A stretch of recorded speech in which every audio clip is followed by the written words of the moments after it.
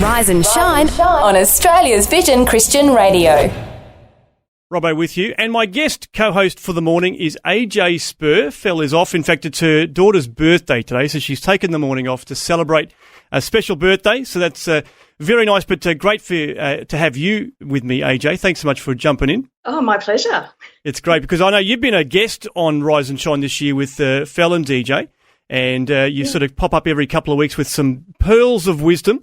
And so we're looking forward to some of that this morning, as well as some other chats as well. But I'm keen to find out, because you're about to head off. I know, in fact, you can't be with me the whole morning because you've got to go to take your son to a pretty important race today. Yeah, that's right. Regional running athletics competition. Uh-huh. And he surprised us all with this new gift of running, which we love. And so we've just been trying to hunt down a pair of spikes. It's a new thing that we've suddenly had to track down. And so he's all set and ready to go. So 100 metres and 200 metres running, and it's a joy to watch him run. Fantastic. That's so good. I know you've got a very sporting family. I know that you've got AFL, basketball. There's lots that your boys are involved. That's right, yeah, cricket in the summer. So, yeah, I mean, there's so much going on. How do you obviously you've got seasons, which helps, so you can do some things at different times of the year, but it sounds like there's a fair bit of juggle going on. How do you sort of balance that as a family and keep a bit of, rest in the whole thing? Yeah, well, I'm really thankful that we have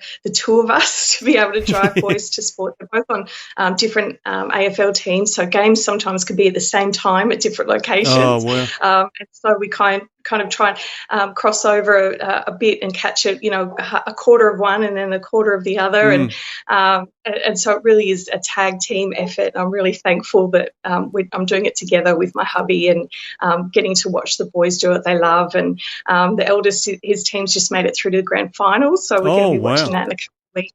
And the youngest will find out on Sunday. They're playing their semi-finals. So it's at that time of the year when all the finals are in play, and talking to other parents, especially on the weekends in the lead up to my eldest son's semi-final, they're all going, "How's your child coping with the stress and the pressure of leading up to the game?" Because mine's been really, agitated and frustrated with us and just not coping with the stress. And I thought, wow, that's really interesting how we're kind of, our children are kind of learning to grow and develop how they're going to respond to stress. And that's a big responsibility for parents, for how we kind of coach them to manage their emotions and do it in a way that's healthy and doesn't alienate the family, but also supporting them in a really super exciting but a moment where they're going to be feeling a little bit of pressure. That's so true. And that's a good thing because, I mean, as you say, there is a lot of pressure these days, to obviously compete well and to, win the final, all that sort of thing. And that can be a lot for, a young person as they're sort of growing up and navigating all that. I'd be keen to, I'm going to hear more of your thoughts on this, but I'm keen to find out from our listeners as well whether they've experienced this sort of situation and how they've navigated it as parents, because I think it is really important thing for us to get, some tools and to have a handle on it. Because obviously the other danger is that parents begin to live their lives vicariously through their kids, and it's like, they might have lost the final back in the day and now they want their kid to, go one better. And that can create a whole lot of extra pressure, can't it, for the young ones? Oh, for sure. You've heard about dance mums, but have you heard about footy dads? Yes. Yes, it can be very scary to say the least. My son actually reffed at soccer back in the day, and I couldn't believe it. Like, the parents would get so, fired up. And in fact, one time a mother walked onto the pitch and she was like telling my son, that kid punched my line. And Isaac, good on him. He sort of told her, just get off the ground, But I mean, it's amazing how parents get so, worked up around all this. So it can be a huge pressure. So let me know. Give us a call, 1-800-316-316. How have you navigated some of the pressures that come along with the sporting activities with the kids? We'd love to hear what you've learned, maybe some of the tips that you can share with the nation. 1-800-316-316. This is Rise and Shine. It's Robbo with my guest co-host for the morning, AJ Spurr. Just the right mix of things to inspire and things to make you smile.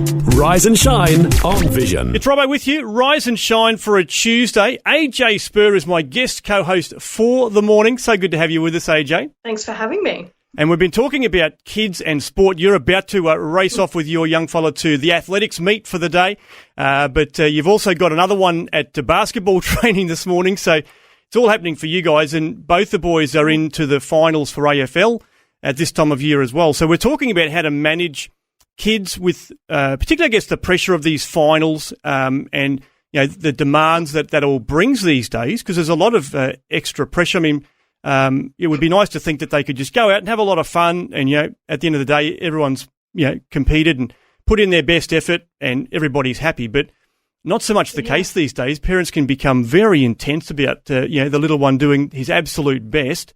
So how do you guys manage that sort of pressure that can come along with, particularly, I guess, the intensity of finals games?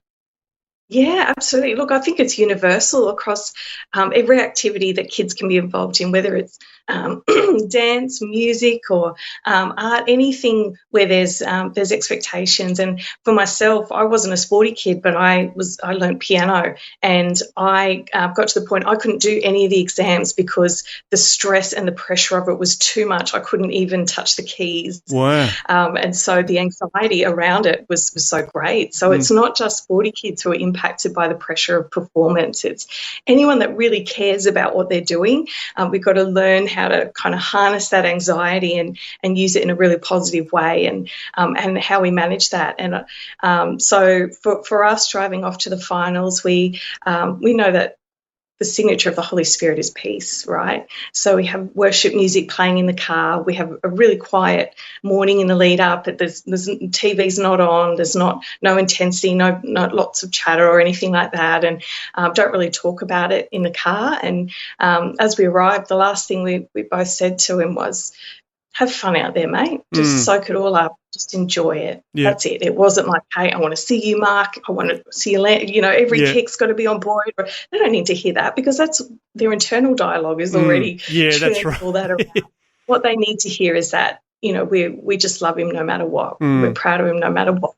And that's what our kids need to hear from us. That's so good. I love that. I mean, obviously, I'm sort of thinking in the space of like, what do you say or what don't you say? But even that extra layer of like, not having the telly going, or not having lots of rush and all that sort of thing. That's a very important thing, isn't it? Because obviously that can sort of get you all worked up, even with nothing being said. Yeah, that's right. Absolutely. The more kind of noise and interaction going on around you, you don't have that headspace to kind of process what your thoughts and feelings are and find your peace. Yeah, that's so good. I'm keen to get some thoughts from our listeners today too. Maybe you've been in this situation, or maybe you, as a kid, experienced something, with your parents. Let us know. We'd love to hear your story today as well on 1-800-316-316. It is, of course, you're coming into that, particularly for the winter sports. The finals are all on the horizon. So it's something that we can all learn and do better with. I guess, I'm sure as parents we all have times where we go, didn't handle that very well, so we can all do better next time around. But give us a call. Let us know if you've had an experience in this. We'd love to hear your story as well on 1-800-316-316. But AJ Spurr is my guest co-host for the day, a mum of a couple of very sporty kids, that's for sure. These guys seem to be able to do everything and do it well. But let us know your thoughts on this as well today. Across Australia, this is Rise and Shine on Vision. Robbo with you. AJ Spurr is my guest co-host for the morning. And we were talking earlier, AJ's about to head off to take her son to an athletics meet for today and tomorrow. But we were talking about sort of the pressure that comes with sport. Both her boys are also involved in footy finals over the next couple of weeks. And so we've been asking you about how you've dealt with the kids facing that sort of pressure and dealing with some of the complexities of that in our day and age. And Jenny Campbell's given us a call. Now, if you're familiar with Bronte and Kate Campbell, Olympic swimmers, this is their mum. So, Jenny, tell us how you've dealt with some of the pressures that come with that sort of sport. Yeah, I mean, it's been a bit of a mixed bag. So Kate won 2 bronze at her first Olympics and then a gold at her second. And I think it was gold and silver in Rio and a couple of golds in Japan. And then Bronte didn't medal in London, but medaled in Rio, Japan, and now just in Paris. Wow, that's amazing. It's so, well done to you, Mum, for starters, because that's impressive that you've been able to get them to that level. A lot of early starts for you too. Yes, that's right. It was a few early starts, yeah. That's incredible. That's okay. Yeah. So how have you managed with, because obviously when we get to Olympic level, that the stress just gets to the next level, but how have you been able to, I guess, develop them? And because it's a whole, learning to win well, but also to lose gracefully in those situations. Yeah, and I think also to cope with disappointment. I must admit, when they were younger, I was just thinking when you were talking earlier, I think one of the things that kids have to deal with today is social media, whereas my kids didn't. Yes. And I think that was probably a really good thing. I would imagine that it's a little bit different now. And I know for them, and this is like they were older and out of my house and doing their own thing when they were sort of obviously competing at a higher level as sort of mid-20s and onwards. And I think that social media hasn't been good for a lot of athletes at that level. Well, and I'm guessing at any level, to be honest.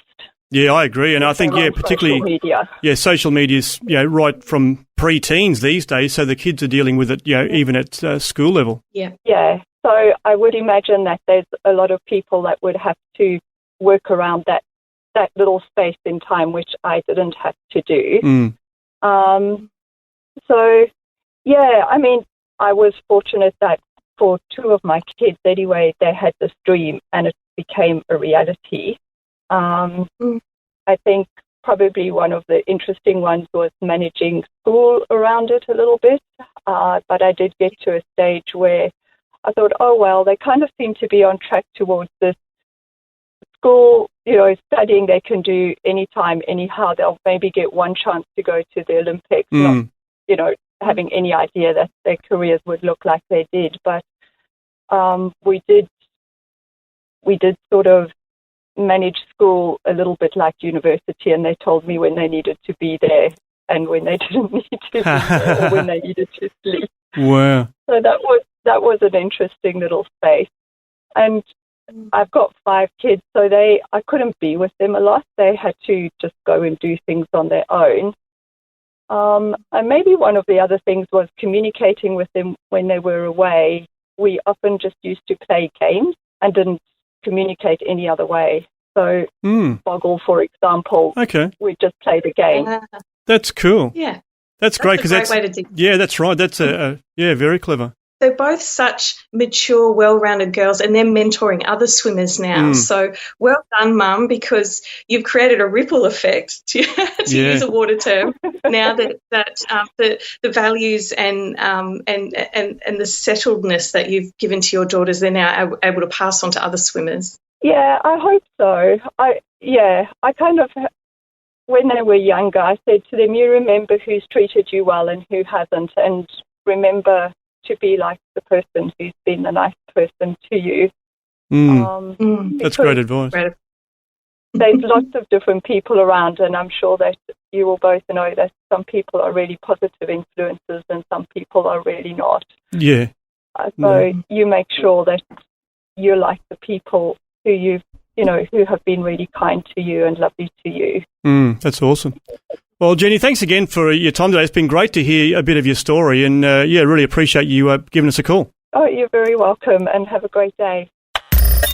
Thanks for taking time to listen to this audio on demand from Vision Christian Media. To find out more about us, go to vision.org.au.